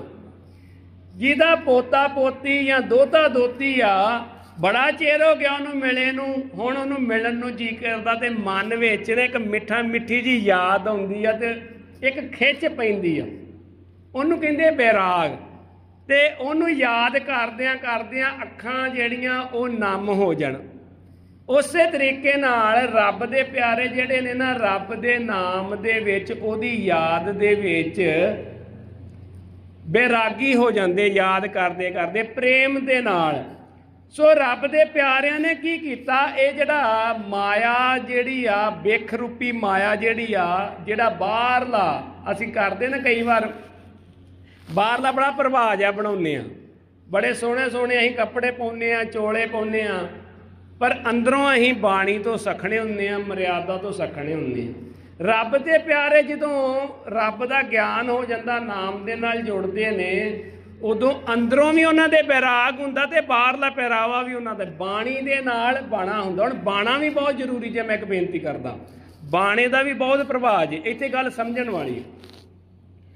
ਹੁਣ ਇੱਕ ਪੁਲਿਸ ਵਾਲਾ ਆਖੇ ਕਿ ਮੈਂ ਤੇ ਹਾਂ ਪੁਲਿਸ ਵਾਲਾ, ਪਰ ਮੈਂ ਵਰਦੀ ਨਹੀਂ ਪਾਉਣੀ। ਜਿਹਨੇ ਵਰਦੀ ਪਾਈ ਆ, ਸਾਨੂੰ ਦੱਸਣ ਦੀ ਪੁੱਛਣ ਦੀ ਲੋੜ ਨਹੀਂ ਪੈਣੀ, ਦੂਰੋਂ ਪਤਾ ਲੱਗ ਜਾਣਾ ਇਹ ਪੁਲਿਸ ਵਾਲਾ। ਇੱਕ ਆਰਮੀ ਦੇ ਵਿੱਚ, ਫੌਜ ਦੇ ਵਿੱਚ ਵੀਰ ਆਪਣੀ ਵਰਦੀ ਚ ਪਾ ਕੇ ਤਿਆਰ ਬਰ ਦੂਰੋਂ ਪਤਾ ਲੱਗ ਜਾਣਾ ਕਿ ਇਹ ਆਰਮੀ ਵਾਲਾ ਫੌਜੀ ਆ। ਇੱਕ ਨੇਵੀ ਵਾਲਾ ਵਾ, ਏਅਰ ਉਹ ਆਪਣਾ ਗੁਰੂ ਸਾਹਿਬ ਮਾਫ ਕਰਨ, ਏਅਰ ਫੋਰਸ ਵਾਲਾ ਵਾ। ਇਸੇ ਤਰੀਕੇ ਨਾਲ ਗ੍ਰੰਥੀ ਸਿੰਘ ਵਾ, ਪ੍ਰਚਾਰਕ ਸਿੰਘ ਨੇ, ਸਿੰਘ ਸਾਹਿਬ ਨੇ, ਹਰ ਇੱਕ ਦੀ ਆਪਣੀ ਆਪਣੀ ਵਰਦੀ। ਇੱਥੋਂ ਤੱਕ ਕਿ ਸਕੂਲ ਦੀ ਵਰਦੀ ਵੀ ਹੈਗੀ ਆ, ਪਰ ਇਹਦਾ ਇੱਕ ਦੂਜਾ ਪੱਖ ਵੀ ਹੈਗਾ ਜੀ। ਵਰਦੀ ਹੈਗੀ ਆ, ਇਹ ਨਿਸ਼ਾਨੀ ਆ ਕਿ ਇਹ ਪੁਲਿਸ ਵਾਲਾ, ਇਹ ਨਿਸ਼ਾਨੀ ਹੈ ਕਿ ਫੌਜੀ ਆ, ਇਹ ਨਿਸ਼ਾਨੀ ਹੈ ਕਿ ਇਹ ਸਿੰਘ ਸਾਹਿਬ ਆ। ਤੇ ਜੇ ਮੰਨ ਲਓ ਕੋਈ ਬੰਦਾ ਵਰਦੀ ਪਾਈ ਆ ਪਰ ਉਹ ਪੁਲਿਸ ਵਾਲਾ ਨਹੀਂ, ਉਹਨੇ ਵਰਦੀ ਪਾਈ ਆ, ਉਹਨੇ ਵਰਦੀ ਪਾਈ ਆ ਫੌਜੀ ਦੀ, ਪਰ ਉਹ ਫੌਜੀ ਨਹੀਂ, ਤੇ ਹੁਣ ਕੀ ਹੋਊਗਾ ਜਦੋਂ ਉਹਨੂੰ ਫੜਿਆ ਜਾਊਗਾ ਤੇ ਕੀ ਹੋਊਗਾ? ਕਹੂਗਾ ਇਹਨੇ 420 ਕੀਤੀ ਤੇ ਕੇਸ ਪਾਓ। ਕਹਿੰਦੇ ਕਿਉਂ? ਕਹਿੰਦੇ ਪੁਲਿਸ ਵਾਲਾ ਨਹੀਂ, ਇਹਨੇ ਵਰਦੀ ਪਾਈ ਆ। ਗੱਲ ਨੂੰ ਪਕੜਿਓ ਤੁਸੀਂ, ਭੇਖ ਬੈਰਾਗ ਦੀ ਗੱਲ। ਜਿਹੜਾ ਤੇ ਪੁਲਿਸ ਵਾਲਾ ਹੈ ਉਹ ਵਰਦੀ ਪਾਊਗਾ ਤੇ ਉਹ ਕਾਨੂੰਨ ਵਾ, पर जेड़ा पुलिस वाला नहीं वो वर्दी पाऊगा तो वो की हो गया, वो जुर्म हो गया कि उसकी सज़ा मिलती आ। आप जी पढ़ते जे रोज़ अखबारां दे विच इन्ने झूठे जेड़े पुलिस वाले बने सी वो फड़े गए, इन्ने झूठे एजेंट फड़े गए, इन्ने झूठे फलाने फड़े गए, झूठे अफसर बने सी वो फड़े गए। कारण कि जे अंदर वो चीज़ नहीं आ ते बाहर कल्ला भेख आ ते फिर वो झूठ हुआ ते फिर उन्होंने डन लगना जी। उस तरीके ना जे अंदर नाम नहीं, जे अंदर बाणी नहीं ते बाहर कल्ला भेख बना लिया तो फिर डन उन्होंने भी लगना जी, क्योंकि अंदर वो चीज़ नहीं हैगी। उस तरीके ना गुरु साहब बख्शिश करते हैं कि रब दे प्यारिਆਂ दे जीवन दे विच नाम ते बाणी जदों अंदर घर करदी आ ते फिर उन्हां दा जिहड़ा पहरावा वा ना वो बैराग वाला हुंदा, फिर उन्हां ते वो बाणा शोभदा। ते जे कल्ला बाणा ही बाणा होवे ते अंदर बाणी ना होवे, अंदर आ जिहड़े गुण गुरु साहब जी ने दस्से ने भगतां वाले, संतां वाले, गुरमुखां वाले, ये गुण ना होण ते एदा मतलब वो नकली आ, असली नहीं। असीं कहने ना नकली संत, नकली भगत। उस तरीके नाल गुरु साहब जी कहंदे ने जिहड़े असल विच रब दे प्यारे ने उन्हां ने बाहरी माया दी जिहड़ी गलतान वा उहनूं छड्ड दित्ता ते रब दा असली जिहड़ा भेख वा बैराग वा जिहड़ी प्रेमा रूपी भगती आ उहनूं धारण कीता है जी। ओ नानक सुन रे मना ਇਹ ਨਰ ਮਾਤੈ ਭਾਗ। गुरु साहब जी कहते ये गल्लां है ते ने सारियां सच्चियां, ये जेड़े तुहानूं गुण दस्से ने रब दे प्यारिਆਂ दे ये भी सच्चे ने, पर ये गल इन्नी सौखी भी नहीं जिन्नी कि असीं सुन लई आ। गुरु साहब जी कहते ये गल रब दे प्यारे, रब दे भगत वो ही बनते ने जिन्हां दे कहो नानक सुन रे मना ते नर माथै, जिन्हां दे मत्थे दे उत्ते लिखी है ना भगती वो ही कर सकते जी। जोर ना नहीं गल पढ़नी, जोर ना मंगण, देन ना जोर, जोर ना जीवन, मरण ना जोर, जोर ना राज माल मन, सोर जोर ना सुरती, ज्ञान विचार, जोर ना जुगती, छुटै संसार। जोर दे नाल गल नहीं बननी, ये गल बननी आ जिहदे ते दागे होए सो रण में जूंजे, जिन्हां ते गुरु साहब ने मोड़ लाती। मैं 1 मिनट दे विच समाप्ति वाल चलना। आप जी रोज़ बहुत धन धन धनता योग जपजी साहब जी बाणी दे जाप करते होगे या सुनते हो। गुरु साहब जी मूल मंत्र च अकाल पुरख वाहिगुरू जी का रूप दसते ने, पहली पौड़ी तो लैके अखीरली पौड़ी च दसते ने कि ऐदां कर ऐदां कर ऐदां कर। लोकी ऐदां करन डे ने, ऐदां कर रहे ने, कोई नहाउण डिया वा, कोई तीर्थां ते जाण डिया, कोई गाउण डिया वा, कोई हुक्म दे विच वा, कोई भाणे दे विच वा। सुने वालियां पौड़ियां आउंदियां, मन्ने वालियां आउंदियां, पंज प्रवान वालियां, असंख वालियां पौड़ी हुंदी, सारा कुछ दस के ना सचखंड तक लै जांदे। अखीरले विच गुरु साहब बख्शिश करदे ने ना सचखंड वसै निरंकार। पर 38वीं पौड़ी की सब तो अखीरली पंक्ति केड़ी है आप जी ख्याल करो। गुरु साहब कहते है तो ये गल्लां सारियां सच्चियां, हुंदा ऐदां वा, पर यह ना सोच ली कि मैं अपने जोर ना कर दूंगा। ये सारा कुछ सच्चा वा। अखीर दे विच सब तो अखीरली जिहड़ी पंक्ति वो की आ, जिन को नदर करम, जिन्ना ते वो नदर करे, जिन्ना ते वो बख्शिश करे, ਉਹਦੇ ਕਰਮਾਂ ਦੇ ਵਿੱਚ ਉਸ परमात्मा ਦਾ ਮਿਲਾਪ ਹੁੰਦਾ। ਇਹਦਾ ਮਤਲਬ ਇਹ ਨਹੀਂ ਕਿ ਯਤਨ ਛੱਡ ਦੇਣਾ, ਜਿਹੜੇ ਯਤਨ ਕਰਦੇ ਨੇ ਨਜ਼ਰ ਵੀ ਉਹਨਾਂ ਤੇ ਹੁੰਦੀ ਜੇ। ਇਹ ਵੀ ਮੈਂ ਬੇਨਤੀ ਕਰਾਂ, ਅਸੀਂ ਜਾ ਕੇ ਅੱਜ ਤੋਂ ਪਾਠ ਕਰਨਾ ਛੱਡ ਦਈਏ ਜੀ ਉਹ ਨਜ਼ਰ ਕਰੂਗਾ ਤੇ ਪਾਠ ਕਰਾਂਗੇ, ਐਦਾਂ ਗੱਲ ਨਹੀਂ ਬਣਨੀ। ਪਾਸ ਵੀ ਉਹਨੇ ਹੀ ਹੋਣਾ ਵਾ ਜਿੰਨੇ ਪੇਪਰਾਂ 'ਚ ਬਹਿ ਕੇ ਪੇਪਰ ਕਰਨਾ ਵਾ, ਉੱਦਾਂ ਗੱਲ ਨਹੀਂ ਬਣਨੀ। ਸੋ ਗੁਰੂ ਸਾਹਿਬ ਬਖਸ਼ਿਸ਼ ਕਰਦੇ ਨੇ ਕਿ ਇਹ ਕਹੋ ਨਾਨਕ ਸੁਨ ਰੇ ਮਨਾ ते नर माथे भाग, जिन्हां दे मत्थे दे उत्ते गुरु साहब हथ रख दिंदे, मोहर ला दिंदे, जिन्हां दे कर्मां दे विच बंदगी ते भगती कर दिंदे ने, ਉਹ मनुख फिर जेड़े ने वो गुरसिख जेड़े ने उन्हां दे जीवन विच ये गुण जेड़े ने दिस पैंदे ने। सो गुरु साहब जी इन्हां श्लोकां दे विच उन्हां गुरसिखां दे जीवन च किहड़े किहड़े गुण हुंदे ने भगती करन दे नाल, सिमरन करन दे नाल, नाम जपन दे नाल, ਉਹਨਾਂ ਦੀ ਗੱਲ ਗੁਰੂ ਸਾਹਿਬ ਜੀ ਬਖਸ਼ਿਸ਼ ਕਰ ਰਹੇ ਹਨ ਜੀ। ਸੋ ਆਪ ਜੀ ਪਿਛਲੇਰੀਆਂ 2 ਪੰਕਤੀਆਂ ਸਰਵਣ ਕਰੋ, ਫਤਿਹ ਦੀ ਸਾਂਝ ਪਾਈਏ ਜੀ। ਵਿਖਿਆ ਸਗਲੀ ਤਜੀ ਲਿਓ ਭੇਖ ਬੈਰਾਗ, ਕਹੋ ਨਾਨਕ ਸੁਨਰੀ ਮਨਾ ਇਹ ਨਰ ਮਾਥੇ ਭਾਗ। ਵਾਹਿਗੁਰੂ ਜੀ ਕਾ ਖਾਲਸਾ, ਵਾਹਿਗੁਰੂ ਜੀ ਕੀ ਫਤਿਹ।